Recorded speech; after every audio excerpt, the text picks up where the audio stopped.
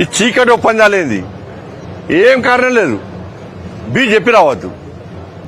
ఇప్పుడు ఆట మొదలైంది. ఇప్పుడు ఆట మీరు స్టార్ట్ చేశారు. ఎన్నికల ముందు ఆట మీరు స్టార్ట్ చేశారు.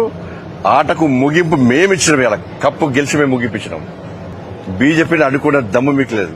మీ కుట్రలు చేస్తే, మీ కుతంత్రాలు చేస్తే తెలంగాణ రాష్ట్రంలో యుద్దం స్టార్ట్ చేసినాం. ఆ యుద్దం కరీంనగర్ స్టార్ట్ అయింది. కాంగ్రెస్ పార్టీకి నేను చెప్తున్నా, ఇలా ఛాలెంజ్ చేస్తున్నా, మీకు ఎక్కడికక్కడ మీ మెడల్ వాస్తాం. మీరు ఇచ్చిన 6 గ్యారెంటీలు అమలు చేయాల్సిందే. రామచంద్రరావు గారి నేతృత్వంలో ఈ తెలంగాణ రాష్ట్రంలో మేము చేసే యుద్ధానికి దమ్ముంటే మీరు తట్టుకునే కెపాసిటీ దమ్ముంటే మీరు తట్టుకోండి.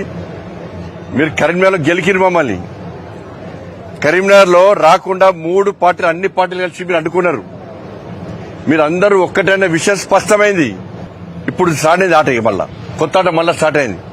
ఇస్తాం, దాన్ని కూడా పక్కా ఇస్తాం. మేము పక్కా ముగింపిస్తాం. మేము మిమ్మల్ని వదిలిపెట్టే ప్రసక్తి లేదు. మేము ఏదో రెచ్చిపోయి చెప్తున్నాం. నిన్న మీరు చేసే కుట్రను చూసి బాధపడి మేము ఎక్కడ భయపడలే.